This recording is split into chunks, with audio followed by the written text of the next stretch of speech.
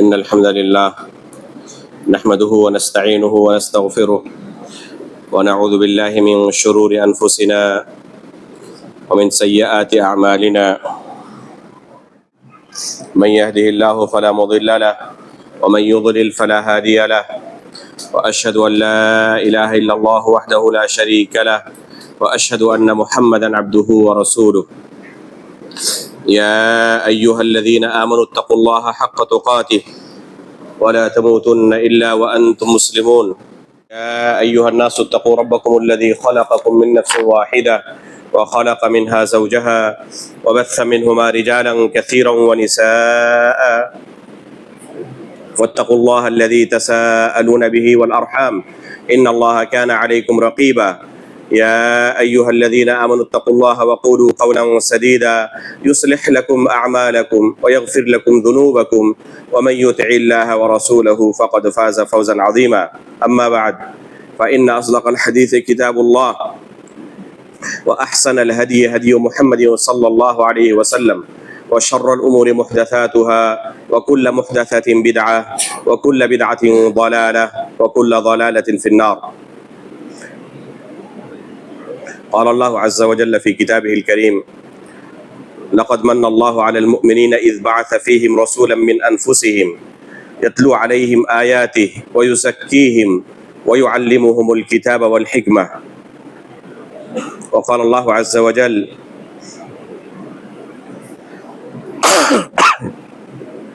يا أيها النبي إنا أرسلناك شاهدا ومبشرا ونذيرا وداعيا إلى الله بإذنه وسراجا منيرا. محترم و مکرم احباب جماعت، بزرگان دین و ملت، عزیز دوستو اور پردہ نشین ماں و بہنوں، اللہ رب العالمین کا ہم بے پایا شکر گزار ہیں کہ اللہ رب العالمین نے ہمیں آج کی اس مجلس میں حاضر ہونے اور ایک اہم موضوع پر کچھ باتیں سننے کی توفیق عنایت فرمائی. ہم اللہ رب العالمین سے دعا کرتے ہیں کہ اللہ رب العالمین اس مجلس کو ہمارے لیے نفع بخش اور بابرکت بنائے. محترم حاضرین، اللہ رب العالمین نے نبی صلی اللہ علیہ وسلم کو لوگوں کی ہدایت کے لیے داعی الی اللہ بنا کر دنیا میں مبعوث فرمایا. رسول اللہ صلی اللہ علیہ وسلم نے اپنی پوری زندگی لوگوں کو اللہ رب العالمین کے دین کی طرف دعوت دی، انہیں اللہ رب العالمین کا دین سکھایا، کیونکہ اس دین پر عمل کرنے کے لیے صحیح علم کا ہونا ضروری ہے. جب تک ایک انسان کے پاس صحیح علم نہ ہو تب تک وہ اس دین پر صحیح طریقے سے عمل نہیں کر سکتا. اللہ کے رسول صلی اللہ علیہ وسلم لوگوں کو اسی صحیح دین کی تعلیم دیتے رہے. اللہ رب العالمین نے قرآن کریم کے اندر اس نعمت اور اس احسان کا تذکرہ فرماتے ہوئے فرمایا ہے: لقد من اللہ علی المؤمنین اذ بعث فیہم رسولا من انفسہم یتلو علیہم آیاتہ ویزکیہم ویعلمہم الکتاب والحکمہ. یہ اللہ کے رسول صلی اللہ علیہ وسلم کا وظیفہ تھا، اللہ کے رسول صلی اللہ علیہ وسلم کی ڈیوٹی تھی، جو اس آیت کے اندر اللہ رب العالمین نے بیان کیا ہے کہ اللہ کے رسول لوگوں کو اللہ رب العالمین کی کتاب پڑھ کر سناتے ہیں، ان کا تزکیہ نفس کرتے ہیں اور انہیں کتاب اللہ اور حکمت کی تعلیم دیتے ہیں. تو اس مقصد سے اللہ رب العالمین نے رسول اللہ صلی اللہ علیہ وسلم کو اس دنیا میں مبعوث فرمایا تھا. پوری زندگی اللہ کے رسول اسی مشن میں لگے رہے، لوگوں تک اللہ رب العالمین کے دین کو پہنچاتے رہے اور انہیں بتاتے رہے کہ کیسے اس دین پر عمل کر کے انہیں جنت مل سکتی ہے، جہنم سے نجات مل سکتی ہے. قیامت تک جنت کے حصول کا اور جہنم سے نجات کا وہی طریقہ ہے جو اللہ کے رسول صلی اللہ علیہ وسلم نے بیان کیا ہے۔ رسول اللہ صلی اللہ علیہ وسلم کی وفات کے بعد اب اور کوئی نبی دنیا میں نہیں آنے والا، قیامت تک کے لیے نبوت کا یہ سلسلہ ختم ہو چکا ہے۔ لیکن اللہ کے رسول کا جو مشن تھا، جو اللہ کے رسول کی ڈیوٹی تھی، یہ مشن قیامت تک جاری رہنے والا ہے۔ یہ ڈیوٹی قیامت تک جاری رہنے والی ہے، کیونکہ اس دین پر عمل کیے بغیر کوئی شخص نجات نہیں پا سکتا، اور اس دین پر اس وقت تک عمل کرنا کسی کے لیے ممکن نہیں ہوگا جب تک کہ اسے صحیح دین کی جانکاری نہ ہو، صحیح دین کا علم نہ ہو۔ اللہ کے رسول صلی اللہ علیہ وسلم کی وفات کے بعد یہی کام قیامت تک علماء کرام ادا کرتے رہیں گے۔ رسول اللہ صلی اللہ علیہ وسلم کا ارشاد ہے، العلماء ورثۃ الانبیاء، کہ علماء یہ انبیاء کے وارث ہیں۔ یہ وارث کس چیز کے اندر ہے؟ عموماً جب وراثت کا تذکرہ کیا جاتا ہے، وارث کا لفظ استعمال کیا جاتا ہے، تو لوگوں کے ذہن میں کسی کی وفات اور پھر اس کے بعد اس کے ترکے کی تقسیم کی تصویر ابھرتی ہے۔ اللہ کے رسول صلی اللہ علیہ وسلم نے خود صاف لفظوں میں بیان کر دیا کہ یہاں پر وراثت یہ مال کی وراثت نہیں ہے، بلکہ یہ علم کی وراثت ہے، کہ علماء انبیاء کے علمی وارث ہیں، اور یہ انبیاء کی ڈیوٹی کو، انبیاء کے مشن کو قیامت تک جاری رکھنے والے ہیں۔ اسی کو قرآن کریم کے اندر اللہ رب العالمین نے ان الفاظ میں بیان کیا، ثم اورثنا الکتاب الذین اصطفینا من عبادنا، کہ اس کتاب کا ہم نے وارث کن کو بنایا ہے؟ اپنے چنندہ بندوں کو، اپنے خاص بندوں کو۔ ان کے اوپر اللہ رب العالمین نے بہت بڑی ذمہ داری عائد کی ہے۔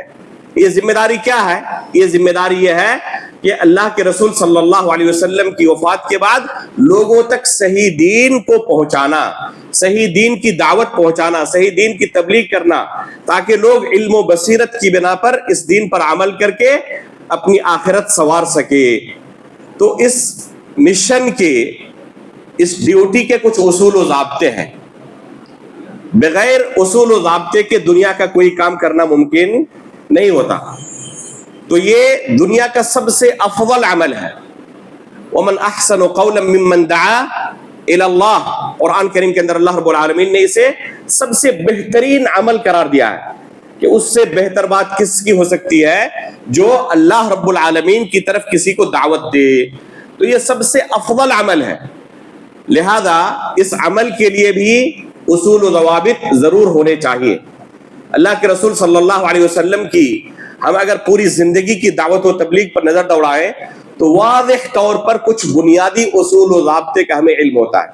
ابھی جو خطبہ مسنونہ آپ کے سامنے اپنی بات شروع کرنے سے پہلے میں نے پڑھی ہے، اللہ کے رسول صلی اللہ علیہ وسلم سے یہ خطبہ ثابت ہے صحیح سند سے۔ علامہ محمد ناصر الدین البانی رحمہ اللہ نے خطبۃ الحاجہ کے نام سے ایک چھوٹی سی کتاب لکھی ہے، اور اس خطبے کی اسانید کو بیان کیا ہے اور ثابت کیا ہے کہ صحیح اسانید سے یہ خطبہ اللہ کے رسول صلی اللہ علیہ وسلم سے ثابت ہے۔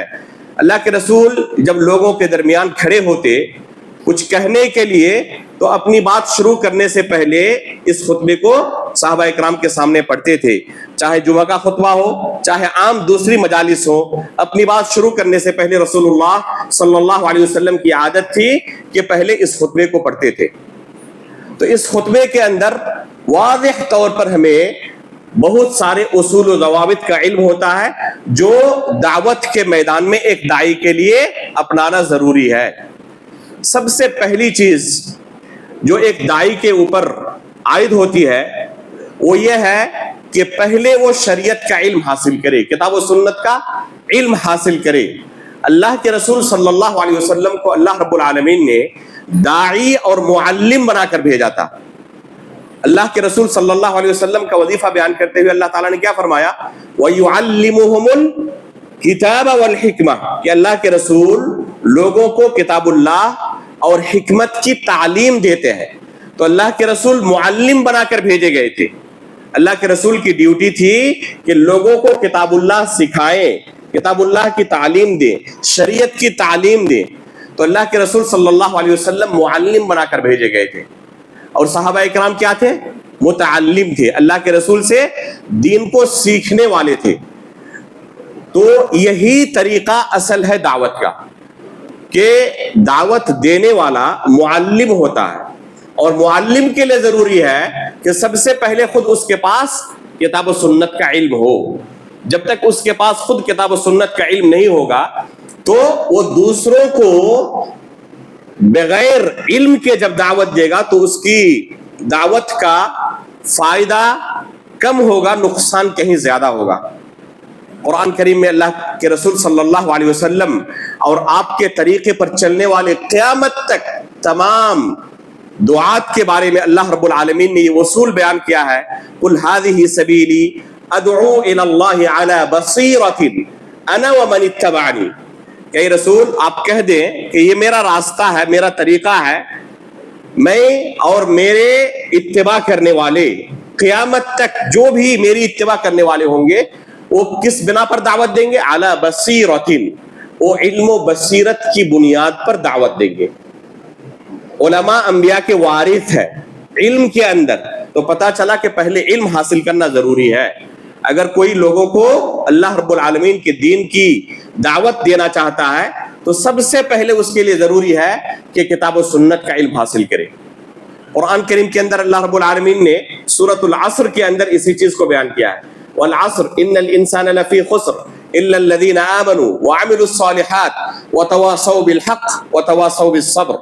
اس سورے کے اندر اللہ رب العالمین نے 4 قسم کے لوگوں کے علاوہ باقی تمام لوگوں کو خسارے میں کہا ہے، کہ سب کے سب ہلاک ہونے والے ہیں، خسارے میں ہے، گھاٹے میں ہے، نقصان اٹھانے والے ہیں، سوائے 4 قسم کے لوگ۔ یہ کون ہے؟ پہلی قسم کے لوگ الا الذین آمنوا، جو لوگ ایمان لائے، اور ایمان لانا بغیر علم کے نہیں ہو سکتا۔ اللہ رب العالمین نے قرآن کریم کے اندر کیا فرمایا؟ فَاعْلَمْ أَنَّهُ لَا إِلَهَ إِلَّا اللَّهُ وَاسْتَغْفِرْ لِذَنبِكَ۔ سورہ محمد کے اندر اللہ رب العالمین نے بیان فرمایا کہ پہلے علم حاصل کرو کہ اللہ رب العالمین کے سوا کوئی برحق معبود نہیں۔ تو کلمہ لا الہ الا اللہ سے پہلے اللہ رب العالمین نے علم کا تذکرہ کیا۔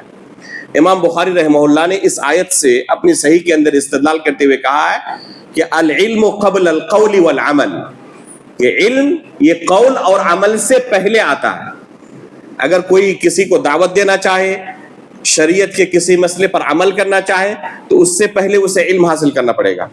علم کی بنیاد پر عمل کرے گا تو عمل درست ہوگا، بغیر علم کے عمل کرے گا تو عمل درست بھی ہو سکتا ہے، غلط بھی ہو سکتا ہے۔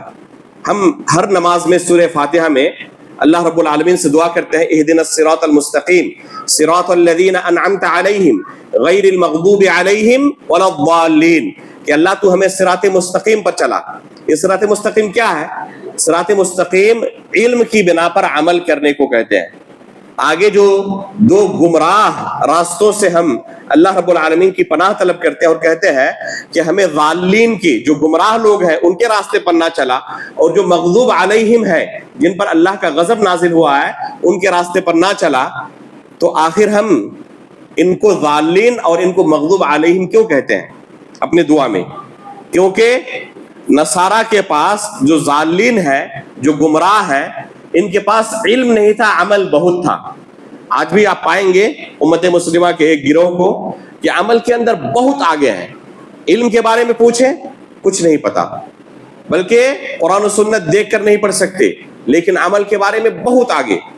جو صوفیاء کرام ہیں اور جو چلے پر نکل جاتے ہیں دوسروں کو دین سکھانے کے لیے، خود ان کے سامنے آپ قرآن و حدیث رکھ دیں وہ پڑھ بھی نہیں پائیں گے، اور یہ آئے ہیں سکھانے کے لیے۔ دنوں رات عبادت کے اندر مشغول رہتے ہیں، لیکن عبادت کا صحیح طریقہ انہیں پتہ نہیں ہوتا۔ تو ایسے لوگ جن کے پاس علم نہیں کہ کس طریقے سے اللہ کی عبادت کی جائے، لیکن عبادت میں بہت آگے ہے، تو یہ گمراہ ہے۔ اور جن کے پاس علم ہے لیکن علم کے مطابق عمل نہیں کرتے، یہ بھی گمراہ ہے۔ ان دونوں کے درمیان ہدایت کا راستہ ہے، اسی کو ہم اللہ رب العالمین سے طلب کرتے ہیں اہدنا الصراط المستقیم، کہ اللہ صراط مستقیم کی ہمیں ہدایت دے۔ صراط مستقیم کون سا ہوگا؟ دونوں گمراہ فرقوں کے اندر، گمراہ جماعتوں کے اندر ایک خوبی ہے، ان کے یہاں عمل ہے، ان کے یہاں علم ہے۔ ان دونوں چیزوں کو جو جمع کر لے، علم حاصل کرے اور علم کی بنیاد پر عمل کرے، تو یہ ہے ہدایت کا راستہ۔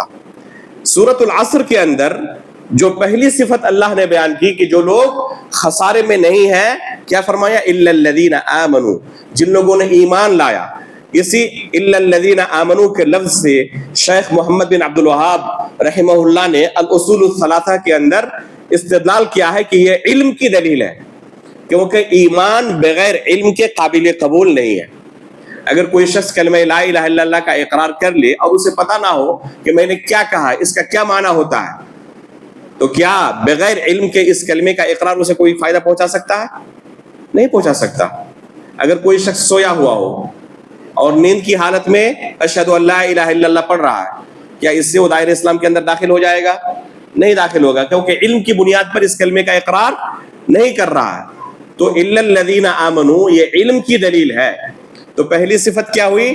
علم اس نے حاصل کیا اور پھر ایمان لایا۔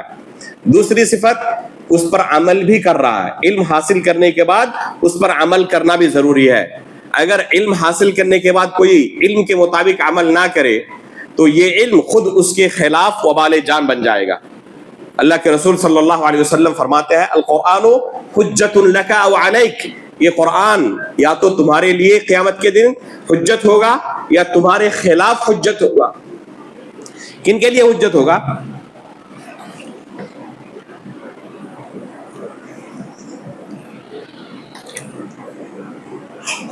جنہوں نے قرآن کریم کا علم حاصل کیا اور قرآن کریم کے مطابق عمل بھی کرتے ہیں، تو قیامت کے دن یہ قرآن ان کے لیے حجت ہوگا۔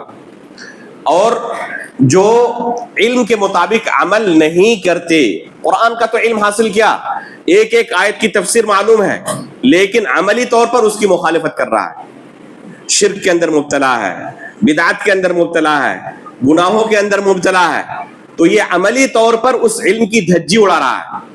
تو ایسے لوگ کامیاب نہیں ہو سکتے، علم کے مطابق عمل بھی کرے۔ اور تیسرے نمبر پر کہا وَتَوَاصَوْا بِالْحَقِّ، وَتَوَاصَوْا بِالْحَقِّ مطلب ایک دوسرے کو حق کی تلقین کرنا، یہی دعوت ہے۔ یہی کیا ہے؟ دعوت ہے۔ اور اس آیت کے اندر اس بات کی دلیل ہے کہ یہ تمام لوگوں کی ذمہ داری ہے۔ اس بات کو نوٹ کر لے کہ دعوت کا یہ کام جو عمومی معنی میں ہے، یہ تمام لوگوں کی ذمہ داری ہے۔ اللہ رب العالمین نے اس سورے کے اندر تمام مسلمانوں پر دعوت کا ایک حصہ فرض قرار دیا ہے۔ دعوت کا ایک حصہ تمام مسلمانوں پر اللہ رب العالمین نے فرض قرار دیا ہے۔ اگر اس حصے کے اندر وہ کوتاہی کر رہا ہے تو قیامت کے دن اسے اللہ رب العالمین کے سامنے جواب دہ ہونا ہوگا، جواب دینا پڑے گا کہ تم پر ہم نے جو فریضہ عائد کیا تھا، ذمہ داری ڈالی تھی، تم نے اپنی ذمہ داری ادا کی تھی یا ادا نہیں کی تھی۔ تو تمام لوگوں پر جو بھی اپنے آپ کو مسلمان ہونے کا دعویٰ کرتا ہے، دعوت کے ایک حصے کی اللہ رب العالمین نے اس پر ذمہ داری عائد کی ہے۔ اور اس کے بعد وَتَوَاصَوْا بِالصَّبْرِ، جب بھی دعوت کے میدان میں کوئی قدم رکھے گا تو اسے سامنے والے کی طرف سے بہت کچھ سننا پڑے گا، تو ایسے موقع پر صبر کا مظاہرہ کرنا ضروری ہے۔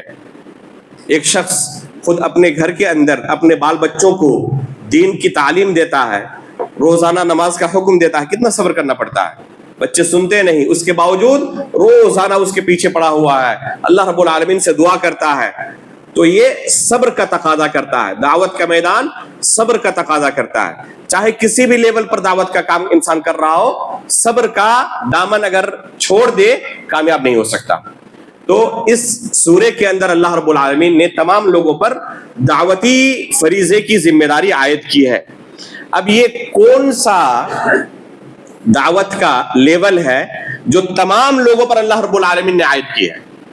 یہ ہے اپنے ماتحت لوگوں پر دین کے ایسے مسائل جن کا تمام مسلمانوں کو بحیثیت مسلمان جاننا ضروری ہے۔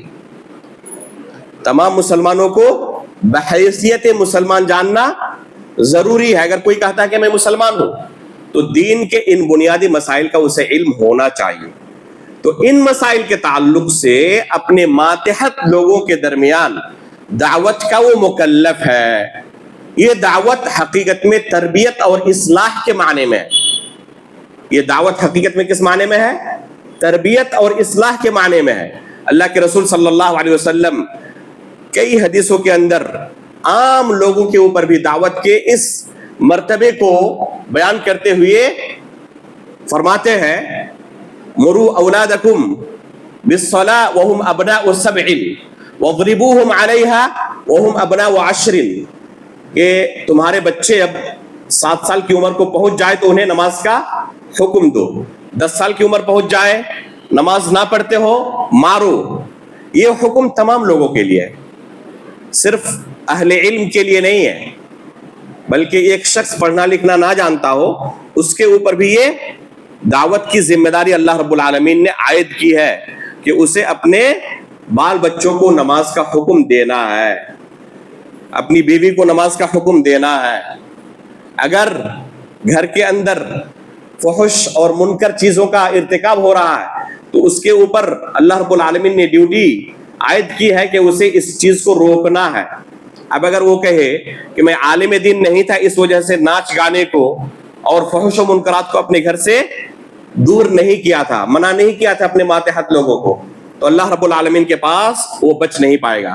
امام نووی رحمہ اللہ المنہاج کے اندر فرماتے ہیں کہ دین کے بے شمار مسائل ایسے ہیں جن مسائل کا علم تمام مسلمانوں کو ہوتا ہے. نماز فرض ہے, روزہ فرض ہے, نماز کا طریقہ کیا ہے, وضو کا طریقہ کیا ہے, کن چیزوں سے وضو ٹوٹ جاتا ہے. اللہ رب العالمین نے سال بھر میں 1 مرتبہ زکوٰۃ ہم پر فرض کیا ہے. جھوٹ بولنا گناہ کبیرہ ہے, غیبت کرنا گناہ ہے, چغلی کرنا گناہ ہے, شراب پینا گناہ ہے, زنا کرنا گناہ ہے, قتل و غارت گیری کرنا گناہ ہے, والدین کی خدمت کرنا نیکی کا کام ہے. تو یہ ایسے مسائل ہیں جن مسائل کا علم ہونا تمام مسلمانوں کے لیے ضروری ہے. قیامت کے دن ہم سب اللہ رب العالمین کے سامنے پیش ہوں گے, اپنے اپنے عمل کا حساب دینا پڑے گا. بلکہ اس سے پہلے قبر کے مرحلے میں ہی جب ہمارے رشتہ دار ہمیں قبر کے اندر دفنا کے آئیں گے تو ہر ایک سے فرشتے کچھ سوال کریں گے نہیں کریں گے, یا یہ سوالات صرف علماء سے ہوں گے؟ یہ سوالات تمام لوگوں سے ہوں گے. من ربک وما دینک ومن نبیک. اگر کوئی کہے میں پڑھا لکھا نہیں تھا, والدین نے مدرسے میں داخل نہیں کیا تھا, اس وجہ سے مجھے نہیں پتا, یہ عذر قابل قبول ہوگا؟ قابل قبول نہیں ہوگا. تو یہ مسائل ایسے ہیں جن کا جاننا تمام مسلمانوں کے لیے ضروری ہے. تو ان چیزوں کی دعوت دینا بھی تمام مسلمانوں کے اوپر ضروری ہے اپنے ماتحت لوگوں کے درمیان. ایک عام شخص جو پڑھنا لکھنا میں نہیں جانتا, اپنا نام نہیں لکھ سکتا, اسے بھی اپنے بچوں کو کہنا ہوگا کہ نماز کا وقت ہو چکا ہے, نماز کے لیے چلو. فجر کی نماز کے لیے اسے بھی جگانا پڑے گا. اگر کوئی غلط کام کر رہا ہو جس کے غلط ہونے میں کوئی شبہ نہیں ہے تو اسے بھی اپنے ماتحت لوگوں کو اس کا حکم دینا پڑے گا. یہ ہے دعوت کا ادنا درجہ جو اللہ رب العالمین نے تمام لوگوں پر فرض کیا ہے. دعوت کا ایک دوسرا درجہ ہے لوگوں کو دین کی باتیں سکھانا. لوگوں کو دین کی باتیں سکھانا, اس کے لیے علم کی ضرورت ہے, اس کے لیے علم شرط ہے. اسی کو اللہ کے رسول نے العلماء ورثۃ الانبیاء کہا ہے. اسی کے بارے میں قرآن کریم میں اللہ رب العالمین نے کہا ہے قل هذه سبیلی ادعو الی اللہ علی بصیرۃ انا ومن اتبعنی. ایک شخص لوگوں کے درمیان اپنے آپ کو ظاہر کر رہا ہے, داعی کی حیثیت سے, مبلغ کی حیثیت سے, مفتی کی حیثیت سے, معلم کی حیثیت سے, مدرس کی حیثیت سے, رہنما کی حیثیت سے. تو ایسے شخص کے لیے ضروری ہے کہ اس سے پہلے وہ قرآن و سنت کا علم حاصل کرے, اس کے بعد لوگوں کو دین سکھائے. اگر اس سے پہلے لوگوں کو دین سکھانے کے لیے آ گیا تو یہ طریقہ اس نے غلط اختیار کیا ہے. اللہ رب العالمین نے اس کی اجازت عام لوگوں کو نہیں دی ہے کہ وہ لوگوں کو اللہ رب العالمین کا دین سکھانے کے لیے آئے, لوگ ان سے دین کے تعلق سے پوچھیں اور یہ لوگوں کو ان کے دین کے بارے میں بتائیں, سمجھائیں, ان کے سوالوں کا جواب دیں. اللہ کے رسول صلی اللہ علیہ وسلم نے بلا علم اس طرح اگر کوئی لوگوں کو دین کے مسائل میں رہنمائی کرتا ہے تو قیامت کی نشانیوں میں سے اسے شمار کیا. صحیح بخاری کی روایت ہے ان هذا العلم ينتزع انتزاعا حتى اذا لم يبق عالما اتخذ الناس رؤوسا جهالا. کہ جب یہ علم آہستہ آہستہ اٹھا لیا جائے گا اور کیسے اٹھایا جائے گا؟ اچانک ایسا نہیں ہوگا کہ ایک عالم دین تھا اور اچانک جاہل ہو گیا، اس کے دل سے اللہ رب العالمین نے علم کو اٹھا لیا، ایسا نہیں ہوگا۔ علم دنیا سے کیسے اٹھایا جائے گا؟ علماء کی وفات ہوتی رہے گی اور پھر علماء کرام اس دنیا سے رخصت ہوتے رہیں گے اور اپنے ساتھ اپنے علم کو قبر کے اندر لے کے چلے جائیں گے۔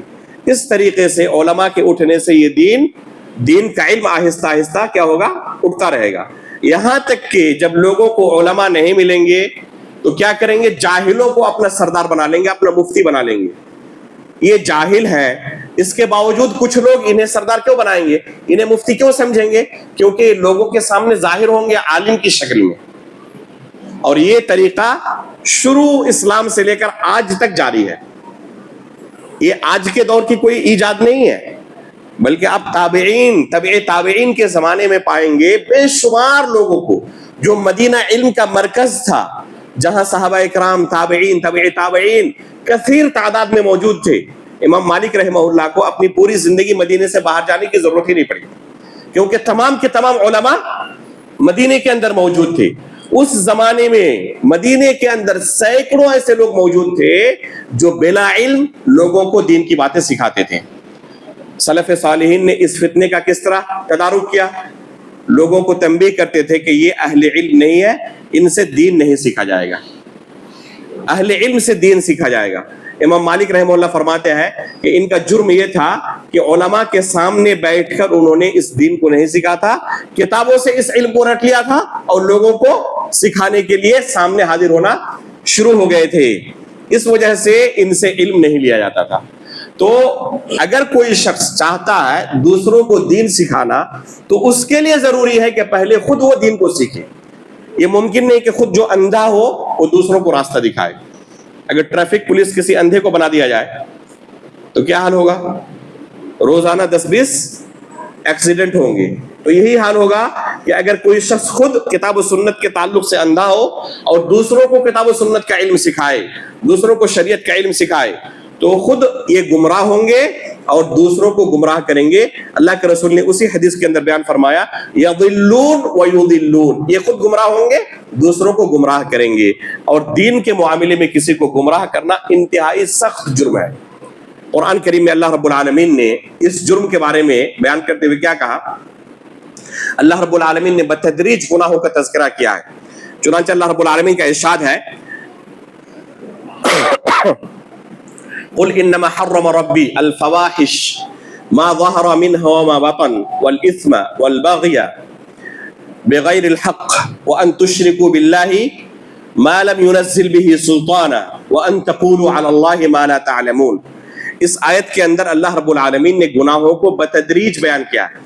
علامہ ابن قیم رحمہ اللہ اس آیت کی تفسیر کرتے ہوئے فرماتے ہیں کہ گناہوں کو بتدریج بیان کیا ہے، چھوٹے گناہ سے شروعات کر کے بڑے گناہ کو اللہ رب العالمین نے بیان کیا۔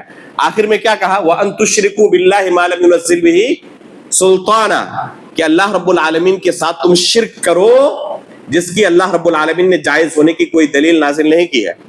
اور اس کے بعد کہا وَأَن تَقُولُوا عَلَى اللَّهِ مَا لَا تَعْلَمُونَ، اگر تمہارے پاس اللہ رب العالمین کے بارے میں علم نہیں ہے اور اس کے باوجود تم کیا کرو؟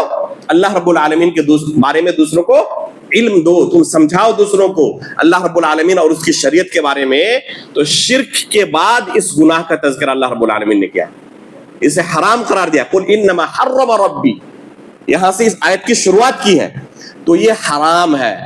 اور علامہ ابن قیم رحمہ اللہ نے اس آیت کی تفسیر میں کہا ہے کہ شرک سے بھی یہ عظیم گناہ ہے۔ کیوں؟ کیونکہ شرک کرنے والا اس کا گناہ صرف اس کی ذات تک محدود ہوتا ہے، لیکن ایک شخص جو اللہ رب العالمین کا دین دوسروں کو غلط سکھائے تو یہ تمام کے تمام لوگ کیا ہوں گے؟ غلط دین سیکھ کر اس پر عمل کریں گے۔ یہ بہت بڑی ذمہ داری ہے۔ اگر کسی کو اس ذمہ داری کا احساس ہو تو اس کے دل کے اندر بھی سلف صالحین کے یہاں جو خوف اور خشیت ہوتی تھی، جس کا قرآن میں اللہ رب العالمین نے تذکرہ کیا ہے، کیا فرمایا؟ انما یخشی اللہ من عبادہ العلماء، کہ اللہ رب العالمین سے حقیقت میں خوف اور خشیت کون کھاتے ہیں؟ جو اہل علم ہوتے ہیں، وہ اللہ رب العالمین کے تعلق سے کچھ بیان کرنے سے ڈرتے ہیں۔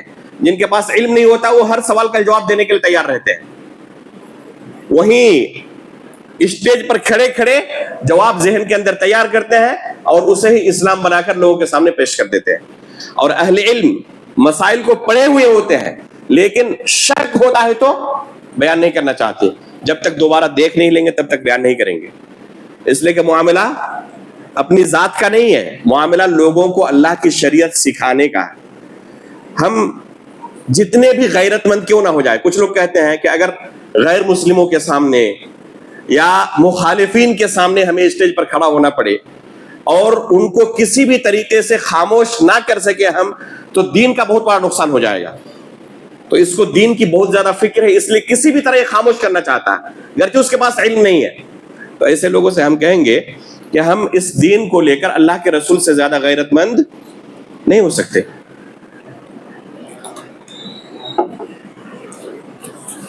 مشرکین اللہ کے رسول صلی اللہ علیہ وسلم کے پاس آتے تھے آپ کا امتحان لینے کے لیے کہ آپ سچے رسول ہیں تو اس سوال کا جواب دے دیں. اللہ کے رسول کے پاس علم نہیں ہوتا، جواب نہیں دیتے، خاموش رہتے، انتظار کرتے کہ اللہ کی طرف سے وحی نازل ہو. روح کے بارے میں سوال کیا گیا، اللہ کے رسول کو علم نہیں تھا، اللہ کے رسول خاموش رہ گئے. چاہے لوگ جو کچھ سوچیں اس سے فرق نہیں پڑتا، لیکن شریعت اللہ کی ہے اور اسے بلا علم اپنی طرف سے ہم تیار کر کے لوگوں کو نہیں پیش کر سکتے. اگر اللہ کی شریعت کے بارے میں علم ہے تو بیان کرے ورنہ خاموش رہ جائے. اس لیے آپ پائیں گے سلف صالحین کو، صحابہ اکرام، تابعین، تبع تابعین کو، ان کو دین کے مسائل کے بارے میں پوچھا جاتا اور اپنے سے کسی بڑے عالم کی طرف احالہ کر دے کہ فلاں کے پاس جا کے پوچھیں، ان کے پاس اس کا زیادہ علم ہوگا.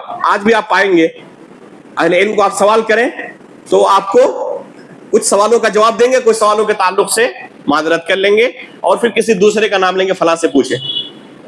جب کہتے ہیں کہ فلاں سے پوچھے تو کہتے ہیں ان سے پوچھ چکے تھے، انہوں نے آپ کا نام کہا. تو یہ اہل علم ہوتے ہیں جو ڈرتے ہیں. ہو سکتا ہے کہ ان کے پاس زیادہ علم ہو اس مسئلے کے تعلق سے، انہوں نے پڑھا ہوا ہو تو ان سے پوچھ لیں. آپ نہیں پوچھ سکے کسی دوسرے سے پاس جائیں جو جن کے پاس ان سے بھی زیادہ علم ہے، ہو سکتا ہے اس مسئلے کے تعلق سے علم ہو. اس طریقے سے اہل علم کے مابین بے شمار مسائل ایسے ہوتے ہیں، سوالات آتے ہیں لیکن جواب کوئی نہیں دے پاتا. تو یہ ڈرتے ہیں کہ کہیں ہم سے کوئی غلطی سرزد نہ ہو جائے اور کہیں ہم بلا علم اللہ رب العالمین کی شریعت کے تعلق سے زبان درازی کے مرتکب نہ پائے جائیں اور اس وعید کے اندر نہ آ جائیں جو اللہ رب العالمین نے یہاں بیان کیا ہے. تو یہ بڑا سنگین جرم ہے کہ کوئی شخص اللہ کی شریعت کے بارے میں جانتا نہ ہو، اس کے باوجود زبان کھولے اور دوسروں کو دین سکھانا شروع کرے. آپ سلف کے یہاں ایسا نہیں پائیں گے. یہ واضح اصول ہے کہ سب سے پہلے علم حاصل کرنا ضروری ہے. بلا علم لوگوں کو اللہ رب العالمین کا دین نہیں بیان کیا جا سکتا. اگر کوئی بلا علم لوگوں کو اللہ رب العالمین کا دین بیان کر رہا ہے تو یہ سلف صالحین کے طریقے پر نہیں ہے. تو یہ سب سے بنیادی اصول و ضابطہ ہے دعوت کے باب میں کہ دعوت دینا اگر کوئی لوگوں کو چاہتا ہے، لوگوں کو اللہ رب العالمین کا دین سکھانا چاہتا ہے تو پہلے وہ معروف طریقے سے خود علم حاصل کرے، اس کے بعد لوگوں کے درمیان آئے اور لوگوں کو اللہ رب العالمین کا دین سکھائے. اس سے خود بھی اسے فائدہ ہوگا، دوسروں کو بھی وہ فائدہ پہنچائے گا. لیکن بلا علم اگر میدان میں کودے، یضلون ویضلون، یہ نتیجہ ہوگا جسے اللہ کے رسول نے بیان کیا ہے. یہ خود گمراہ ہوں گے، دوسروں کو گمراہ کریں گے. یہ ہے پہلا اصول و ضابطہ. دوسرا اصول و ضابطہ یہ ہے کہ جس کے پاس کتاب و سنت کا علم ہے، معروف طریقے سے اس نے علم بھی حاصل کیا ہے ماشاءاللہ، اسے چاہیے کہ اس کی دعوت کتاب و سنت اور سلف صالحین کے فہم پر مبنی ہو. بہت سارے لوگوں کو پائیں گے آپ دعوت کے میدان میں موجود ہیں لیکن اس اہم ضابطے کی کوئی پرواہ نہیں کرتے. لوگوں کے درمیان حاضر ہوتے ہیں، قصے کہانیاں سناتے ہیں، لوگوں کے خواب سناتے ہیں اور ان چیزوں کو شریعت کا درجہ دیتے ہیں، عقلی چیزیں بیان کرتے ہیں، بلکہ عقل کی بنا پر شریعت کے نصوص کا انکار تک کر دیتے ہیں. بے شمار لوگ ہیں. سلفی دعوت کے اہم خصوصیات میں سے یہ ہے کہ یہ کتاب و سنت کی لوگوں کو بات پہنچاتے ہیں اور وہ بھی سلف صالحین کے فہم پر، سلف صالحین کے منہج پر. ان نصوص کا سلف صالحین نے کیا معنی لیا ہے اسی معنی کو پہلے پتہ کرنے کی کوشش کرتے ہیں اور اسی کی دعوت و تبلیغ کرتے ہیں. آپ جائیں صوفیہ کے ہاں، آپ پائیں گے کہ ان کے ہاں شریعت کون سی چیز ہے؟ ان کے ہاں کتاب و سنت اصل نہیں ہے. ان کے ہاں خواب ہے، کشف ہے، وجد ہے. ان چیزوں کو ان کے ہاں پائیں گے آپ، اور انہی چیزوں کو شریعت بنا کر لوگوں کے سامنے پیش کرتے ہیں. چنانچہ آپ اگر ان سے پوچھیں کہ اس مسئلے کی دلیل کیا ہے، تو یا تو وہ دلیل ہی نہیں دیں گے یا دلیل ایسی دیں گے جو کسی بھی صحیح حدیث سے ثابت نہیں. ان کے ہاں افراط و تفریط ہے. ایک یہ فرقہ ہے جن کے یہاں دلائل کے نام پہ قرآن و سنت کے نصوص نہیں ہوتے، دلائل کے نام پہ خواب ہوتے ہیں، کشف ہوتے ہیں، وجد ہوتے ہیں، منامات ہوتے ہیں. یہ چیزیں لوگوں کے سامنے شریعت بنا کر پیش کرتے ہیں، اور حدیث بھی اگر پیش کریں تو جھوٹی حدیثیں، من گھڑت حدیثیں، ضعیف جدہ اور ضعیف حدیثیں یہ لوگوں کے سامنے پیش کرتے ہیں. بلکہ بے شمار احادیث کیسی ہوتی ہے جن کی کوئی سند ہی نہیں ہوتی، جن کی کوئی سند نہیں ہوتی، ان کی اپنی طرف سے تیار کردہ ہوتی ہے. یہ کیا کہتے ہیں کہ اسانید وغیرہ کی ضرورت آپ لوگوں کو پڑتی ہے، ہمیں سند کی ضرورت نہیں پڑتی، ہم ڈائریکٹ اللہ تعالیٰ سے پوچھ لیتے ہیں. چنانچہ ان کے ہاں بعض کتابیں آپ پائیں گے حدیث کی، سند کیا ہے؟ حدثنی قلبی عن ربی، میرے دل نے ڈائریکٹ اللہ سے روایت کیا. نہ اللہ کے رسول کی ضرورت ہے، نہ کسی صحابی کی ضرورت ہے، نہ جبریل امین علیہ الصلوۃ والسلام کی ضرورت ہے، کسی چیز کی ضرورت نہیں. ایک دیکھیں، یہ وسیلے کے باب میں جب داخل ہوتے ہیں تو گئے گزرے لوگوں کو بھی جب تک ان کا وسیلہ نہ پکڑے تو اللہ رب العالمین تک نہیں پہنچ سکتے. یہ ایک انتہا ہے. اور دوسری انتہا، جہاں شریعت کو سیکھنا تھا تو وہاں پر کسی وسیلے کو ہم نہیں پکڑ سکتے، ڈائریکٹ اللہ سے اب سیکھنا ہے دین. نہ ہمیں کسی صحابی کی ضرورت ہے، نہ سلف صالحین کے فہم کی کوئی ضرورت ہے، نہ اللہ کے رسول کی ضرورت ہے، نہ جبریل امین علیہ الصلوۃ والسلام کی ضرورت ہے. ڈائریکٹ اللہ تعالیٰ سے ہم سیکھ لیتے ہیں. کیسے؟ نیند کی حالت میں پوری شریعت ہمارے بزرگوں پر اللہ تعالیٰ نے ڈال دی ہے. جب سویا تھا رات کو جاہل تھا، جب بیدار ہوا صبح کو علامہ بن کر بیدار ہو گیا. تو یہ چیز ہے ان کے ہاں شریعت. ایک انتہا یہ ہے. دوسری انتہا یہ ہے جو معتزلہ اور خوارج وغیرہ جیسے گمراہ فرقوں کے ہاں پائے جاتے ہیں، اور آج بھی ہمارے اس معاشرے کے اندر جن کو ہم مفکر کہتے ہیں ان کے یہاں یہ بیماری موجود ہے. یہ دوسری انتہا کیا ہے؟ صحیح احادیث کو بھی عقل کے خلاف ہونے کی وجہ سے رد کر دینا. گرچہ وہ حدیث صحیح بخاری کے اندر ہو، صحیح مسلم کے اندر ہو، یا دوسری کتابوں کے اندر صحیح اسانید سے ثابت ہو، نہیں مانتے. کیوں؟ عقل کے اندر نہیں آ رہی ہے. اللہ رب العالمین نے قرآن کریم کے اندر بیان کیا انشقاق قمر کا واقعہ، اقتربت الساعۃ وانشق القمر، قرآن کے اندر موجود ہے. اسی طریقے سے معراج کا واقعہ، اللہ کے رسول ایک ہی رات سفر کر کے بیت المقدس گئے، وہاں سے 7ویں آسمان، اور پھر ایک ہی رات مکہ واپس آ گئے. عقل کے اندر نہیں آ سکتی. کیسے ممکن ہے کہ 1 مہینے کی مسافت 1 دن میں کوئی طے کر لے؟ اس لیے عقل سے ماورا چیز ہے یہ. قبر کے اندر کسی کو عذاب اور کسی کو نعمت کے مرحلے سے گزرنا پڑے گا. عقل کے اندر یہ چیز نہیں آتی ہے، اس کو تسلیم نہیں کر سکتے. قیامت کی ہولناکیاں، لوگ پسینے سے سرابور ہوں گے، سورج قریب ہو جائے گا، اپنے اپنے عمل کے حساب سے کسی کا پسینہ ٹخنے، کسی کا گھٹنے، کسی کا کمر، کسی کا گردن تک موجود ہوگا. کہتے ہیں کہ یہ عقل کے اندر نہیں آ سکتی. اگر پسینہ ہوگا تو پانی کا لیول برابر ہونا چاہیے نا. یہ کیسے ہو سکتا ہے کہ کسی کا منہ تک ہو اور کسی کا صرف ٹخنے تک ہو؟ یہ عقل کے اندر آ ہی نہیں سکتی. حالانکہ حدیث کہاں ہے؟ یہ حدیث صحیح بخاری اور صحیح مسلم کے اندر ہے. عقل سے تول کر صحیح بخاری اور صحیح مسلم بلکہ قرآن کے نصوص کو بھی کیا کرتے ہیں؟ ترک کر دیتے ہیں. اہل سنت والجماعت کا طریقہ کبھی بھی یہ نہیں رہتا. اللہ کے رسول صلی اللہ علیہ وسلم، صحیح بخاری کے اندر روایت موجود ہے، صحابہ کے درمیان موجود ہے، اور فرماتے ہیں کہ ایک شخص نے ایک گائے کی پیٹھ پر سواری کر لی، بیٹھ گیا اور اسے ہانکنے لگا. تو اس گائے نے کیا کہا کہ اللہ رب العالمین نے مجھے اس لیے پیدا نہیں کیا ہے کھیتی باڑی کرنے کے لیے اللہ رب العالمین نے مجھے پیدا کیا ہے، سواری کرنے کے لیے پیدا نہیں کیا ہے۔ اللہ کے رسول صلی اللہ علیہ وسلم صحابہ اکرام کے درمیان اس واقعے کو بیان کر رہے ہیں اور کیا فرماتے ہیں کہ اس پر میں بھی ایمان رکھتا ہوں اور ابو بکر و عمر بھی اس پر ایمان رکھتے ہیں۔ ابو بکر و عمر رضی اللہ تعالیٰ عنہما اس محفل میں موجود نہیں ہے، صحیح بخاری کے اندر یہ حدیث موجود ہے۔ اللہ کے رسول کو اپنے ان دو صحابہ پر اس قدر یقین تھا کہ ان کے سامنے اس طرح کی بات پیش کی جائے جو عقل کے اندر نہ آتی ہو تو اس بنا پر یہ رد نہیں کریں گے۔ اللہ کے رسول نے کہا ہے کافی ہوگا ان کے لیے، آمنا صدقنا کہیں گے۔ تو اس سے ہمیں درس ملتا ہے کہ ہم اللہ کے رسول صلی اللہ علیہ وسلم کی احادیث کو بنیاد بنائے اپنی دعوت کے لیے، چاہے وہ ہمارے عقل کے اندر آئے یا نہ آئے۔ تو نہ ہم صوفیہ کے طریقے پر چلنے والے کہ علم گلم ہر طرح کی حدیث کو شریعت کا درجہ دے دیں، چاہے وہ موضوع ہو، من گڑت ہو، چاہے اس کی کوئی سند ہی نہ ہو، تو یہ ایک انتہائی ہے۔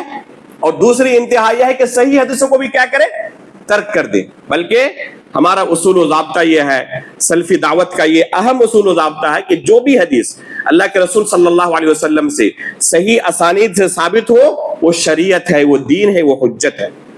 اسے ترک کرنا گمراہی ہے، عقل کی کسوٹی پر اسے تول کر ہم ترک نہیں کر سکتے۔ آمنا صدقنا کہنا ضروری ہے۔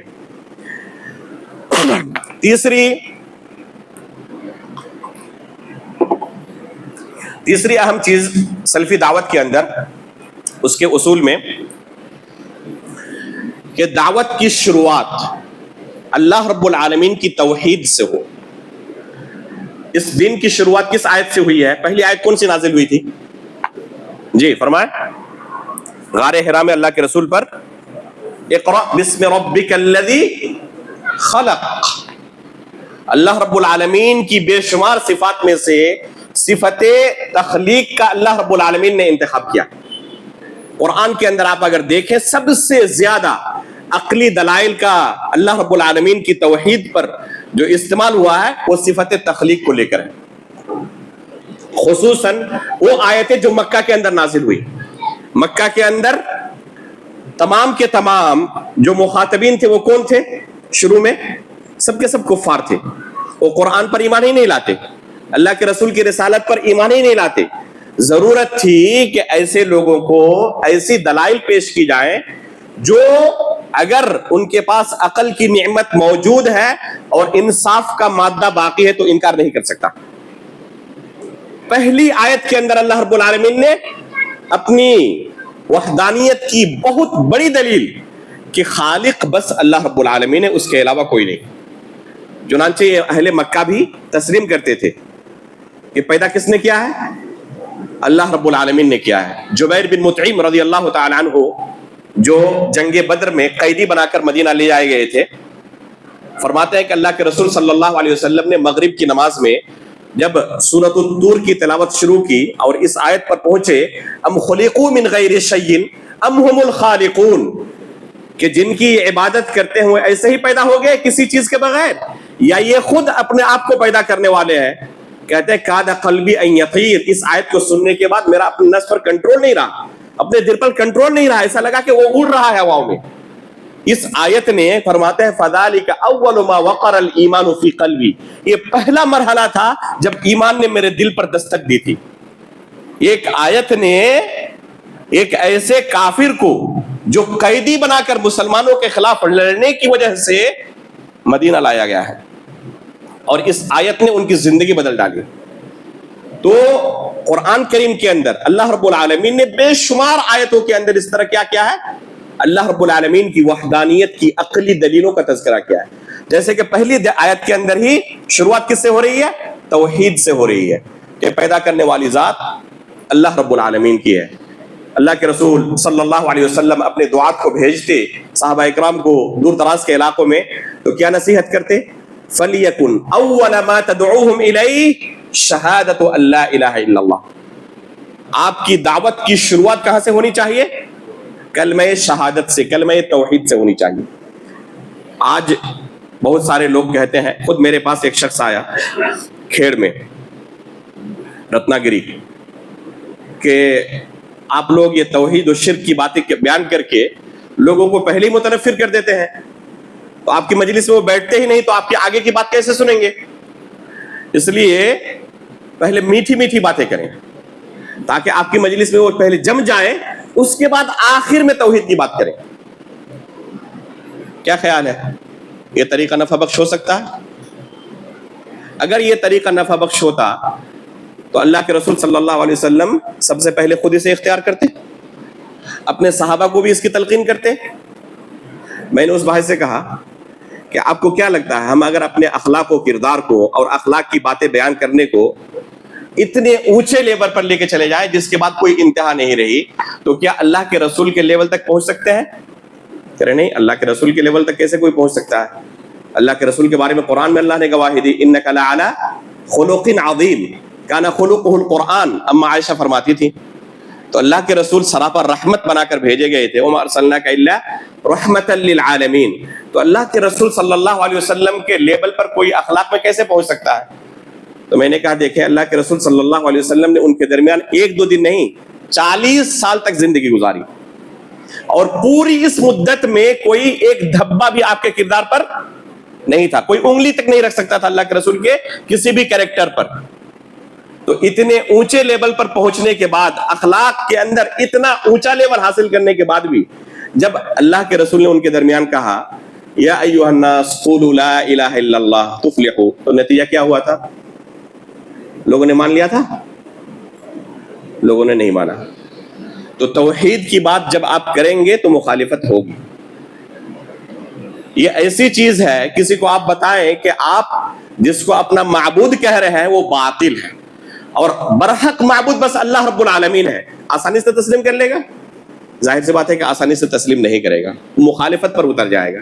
انہوں نے تلواریں نکال لی، اللہ کے رسول اور آپ کے صحابہ نے ان کے گھروں پر بلڈوزر نہیں چلایا تھا، لیکن اس کے باوجود ان صحابہ اکرام پر ظلم و ستم کے پہاڑ توڑے. کیوں؟ ان کا جرم کیا تھا؟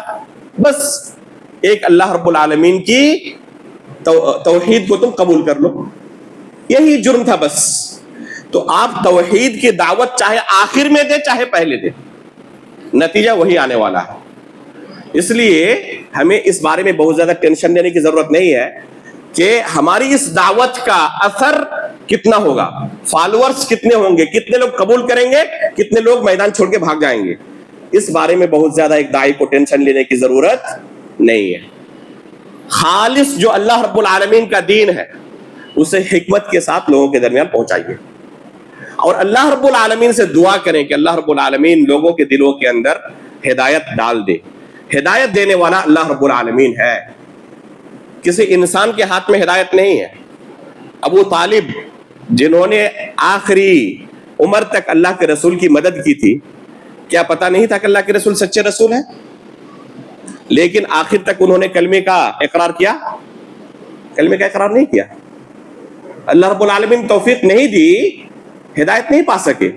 لیکن اسی کے بالمقابل دیکھیں، بعض صحابہ اکرام کی سیرت آپ پائیں گے کہ میدان جنگ میں اللہ کے رسول اور صحابہ اکرام کے خلاف جنگ لڑنے کے لیے آئے ہوئے ہیں، اللہ کے رسول کے خون کے پیاسے ہیں، اور اللہ رب العالمین میدان جنگ کے اندر ان کے دل میں ہدایت ڈالتا ہے. اور میدان جنگ کے اندر وہ کیا کہتا ہے؟ اشہد ان لا الہ الا اللہ. تو اللہ تعالیٰ چاہے تو ایک خونی دشمن کے دل میں بھی عین وقت پر ہدایت ہی کر سکتا ہے. ایک شخص کو صحیح بخاری کے اندر روایت موجود ہے، اسامہ بن زید رضی اللہ تعالیٰ عنہ اور ان کے ایک انصاری ساتھی ایک شخص کو دوڑا رہے ہیں. مسلمانوں کے خلاف اب تک تلوار چلا رہا تھا، لوگوں کو قتل کر رہا تھا. اب ان دونوں نے ان پر قابو پا لیا. ان دونوں نے تلوار اٹھائی چلانے کے لیے، عین موقع پر گرے ہوئے ہیں اور یہ ان کے اوپر سوار ہیں اور تلوار ابھی چلانے ہی والے ہیں. کیا کہتے ہیں؟ اشہد ان لا الہ الا اللہ واشہد ان محمدا عبدہ ورسولہ. اس انصاری صحابی نے اپنی تلوار روک لی، لیکن اسامہ بن زید رضی اللہ تعالیٰ عنہ نے تلوار چلا دی. اللہ کے رسول صلی اللہ علیہ وسلم کے پاس پہنچے تو جب واقعہ بیان کیا تو اللہ کے رسول صلی اللہ علیہ وسلم نے کہا کہ قتلتہ بعد ان قال لا الہ الا اللہ، لا الہ الا اللہ کا اقرار کرنے کے بعد بھی آپ نے اسے قتل کر ڈالا؟ تو انہوں نے کہا اللہ کے رسول، انہوں نے صرف تلوار کے ڈر سے ایسا کہا تھا. ظاہر سی بات ہے کہ حالات اور ترائم بھی انہی کی تائید کر رہے ہیں کہ تلوار کے ڈر سے ہی انہوں نے کلمہ کہا ہے، بظاہر ایسا ہی لگ رہا ہے. تو اللہ کے رسول نے کیا کہا؟ ہلا شققت عن قلبی، تم نے اس کا دل چیر کر دکھا تھا کہ تمہارے تلوار کے ڈر سے اس نے کلمہ پڑھا ہے. پھر بار بار کہنے لگے کہ قیامت کے دن جب یہ کلمہ شہادت لے کر اللہ کے دربار میں حاضر ہوگا تو تم اس کا سامنا کیسے کرو گے؟ جب بار بار کہنے لگے تو اسامہ رضی اللہ تعالیٰ عنہ کہتے ہیں کاش کہ میں آج سے پہلے اسلامی قبول نہ کیا ہوتا. تو اللہ رب العالمین اگر چاہے، یہاں تو بالکل صراحت آ گئی نا حدیث کے اندر، اللہ کے رسول کی طرف سے گواہی مل گئی کہ اس شخص نے تلوار کے ڈر سے اسلام قبول نہیں کیا تھا. اللہ کے رسول کو بدریہ وحی خبر مل گئی کہ وہ شخص تلوار کے ڈر سے اسلام قبول نہیں کیا تھا. اللہ کے رسول کیا فرما رہے ہیں؟ قیامت کے دن وہ کلمہ لا الہ الا اللہ کے ساتھ حاضر ہوگا، تم اس کا سامنا کیسے کرو گے؟ تو یہ کلمہ لا الہ الا اللہ کے ساتھ حاضر ہوگا، شرک اور کفر کے ساتھ حاضر نہیں ہوگا.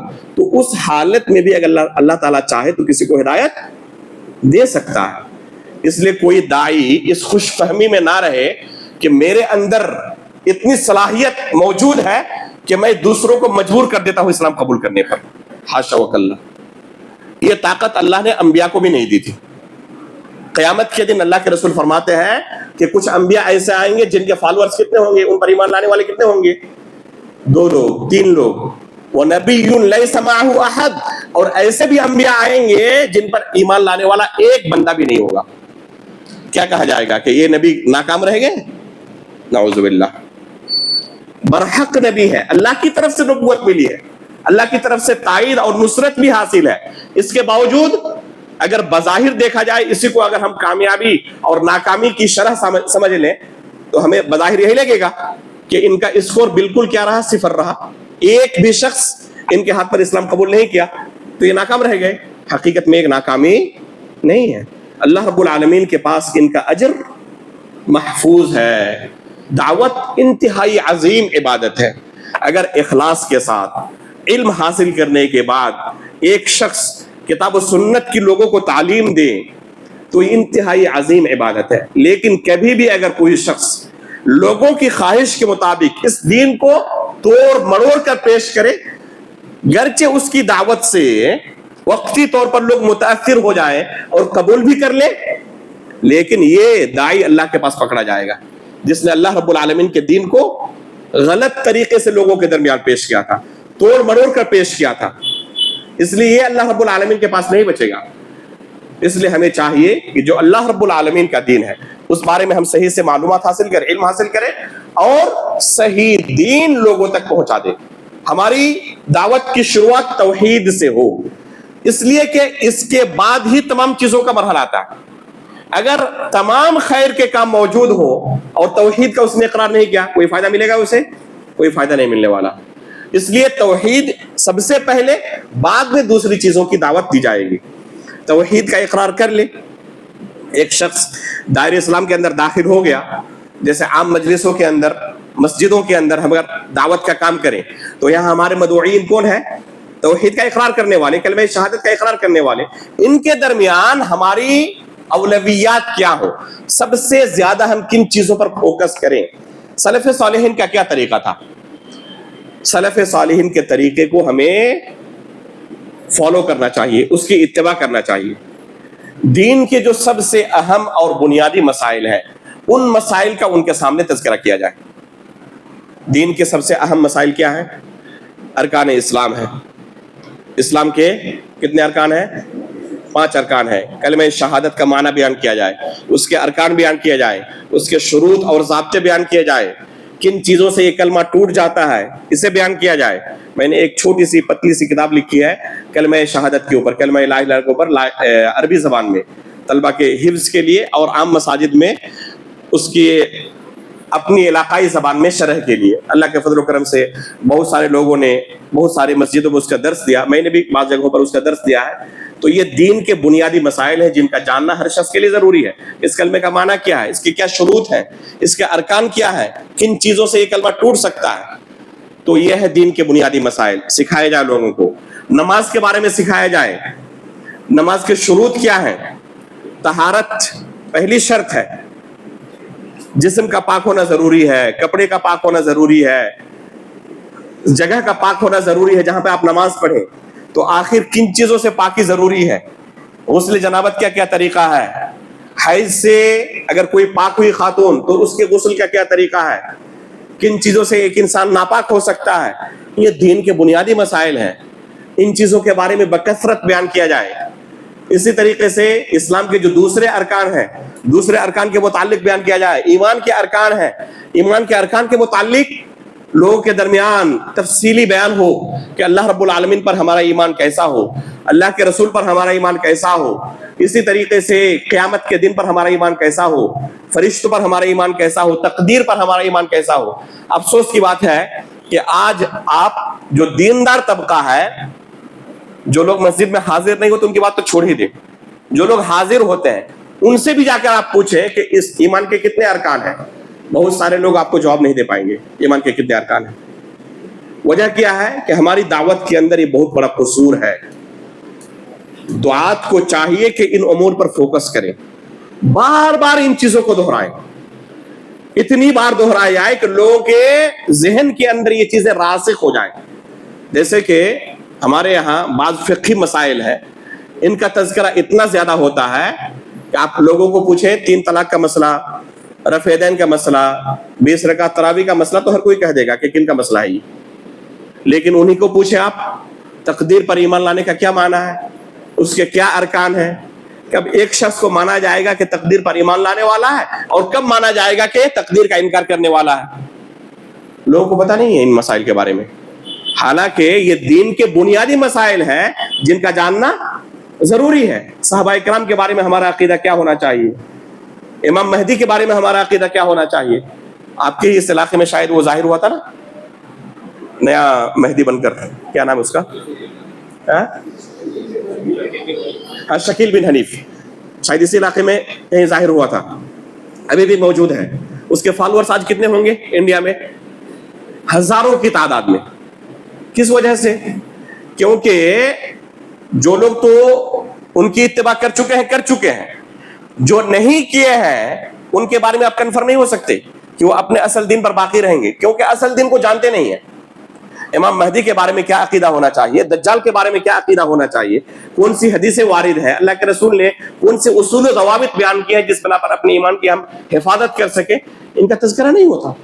آج دیکھیں ہمارے جماعت اہل حدیث کے اندر کتنے نوجوان ایسے ہیں، خصوصاً عصری علوم کے پڑھنے والے، جو صحابہ اکرام پر زبان درازی کرتے ہیں۔ محرم کا مہینہ بھی گزرا ہمارے سامنے سے، ہم نے دیکھا سوشل میڈیا پر ایک بہت بڑے طبقے کو کہ وہ کیا کرتے ہیں، وہ صحابہ اکرام پر زبان درازی کرتے ہیں۔ عظمت صحابہ کے تعلق سے ایک میرا سیریز شروع ہوا ہے دارالسلام میں۔ آج کی بات ہے، آج صبح اسی مسجد کے چند مصلیوں کے تعلق سے خبر ملی، اور ان میں سے بعض اہل علم ہیں، مدرسوں کے فارغ التحصیل ہیں، وہ صحابہ اکرام کے متعلق عجیب و غریب باتیں بیان کر رہے تھے۔ آج کی خبر ہے، یہ ہمارے اہل حدیث نوجوان ہیں، آخر ان کے یہاں یہ خرابیاں کہاں سے آئی ہیں؟ وجہ اس کی یہ ہے کہ صحیح تعلیم کی جو ضرورت تھی وہ میدان بالکل خالی پڑا ہوا ہے، یا تو تذکرہ بالکل نہیں ہوتا یا انتہائی معمولی ہوتا ہے۔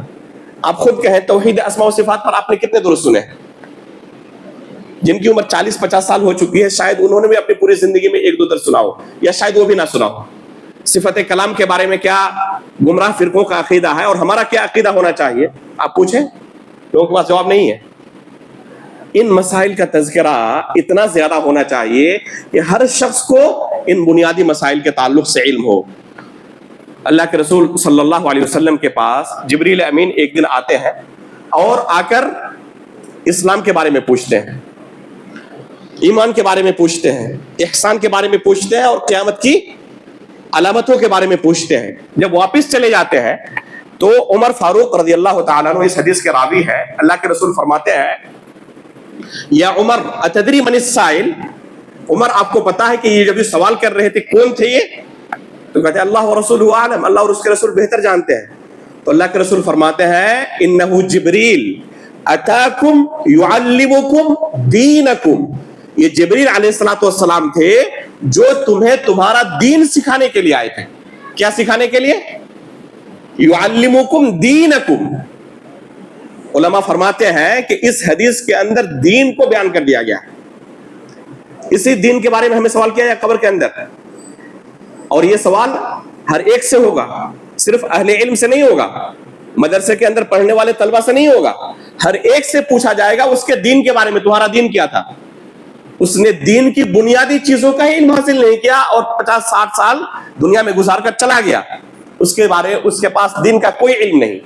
اب جیسے بھی لوگ آتے ہیں اس کے پاس جو بھی عقیدہ پیش کرتے ہیں علم گلم ہر چیز کو قبول کر لیتے ہیں، کیونکہ صحیح علم اس کے پاس ہے ہی نہیں۔ ظاہر سی بات ہے کہ جب وہ کوڑا کاغذ ہوگا تو کوئی بھی چیز اس کے سامنے پیش کیا جائے گا اسی چیز کو وہ حق سمجھ کر قبول کر لے گا۔ اس لیے دین کے ان بنیادی مسائل کے تعلق سے ہر مسجد کے اندر اتنا زیادہ تذکرہ ہو کہ ایک عام شخص بھی اپنے عقائد، اپنے مناہج کے بارے میں اچھی طرح واقف ہو جائے، جیسے کہ دنیا کے عام امور کے بارے میں ایک انسان واقف ہوتا ہے۔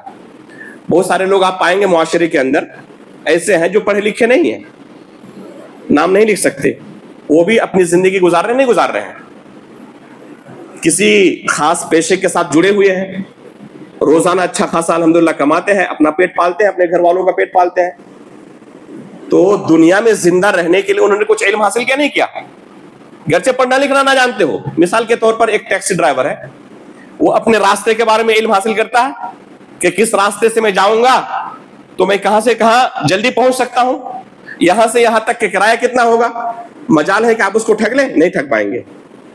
جو اس کا میدان ہے اس کے بارے میں وہ علم حاصل کیا ہوا۔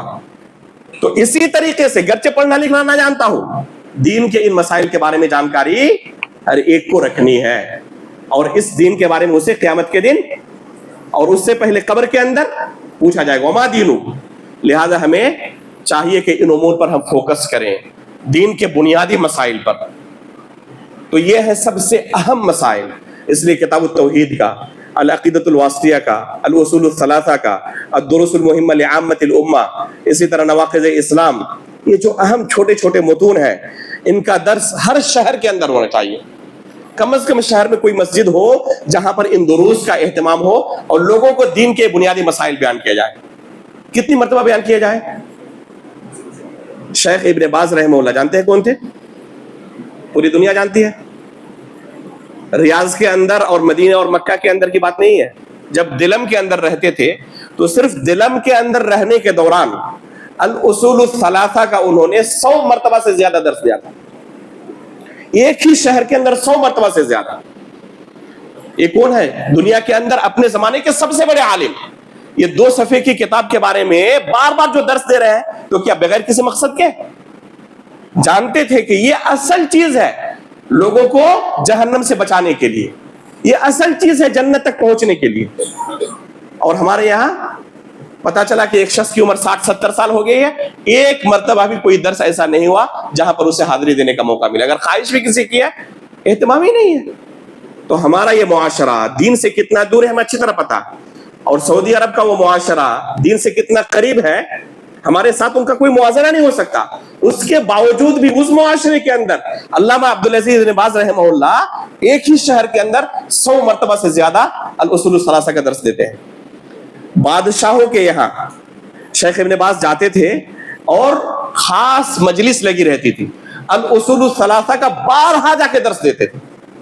بادشاہوں کو پڑھاتے تھے کہ پہلے آپ الاصول الثلاثہ پڑھ لیں، پہلے اپنے عقیدے کو صحیح کریں، اور تمام کے تمام طلبہ بن کر بیٹھ جاتے تھے شیخ کے سامنے کہ پہلے ہم دین کے ان بنیادی چیزوں کو سیکھیں۔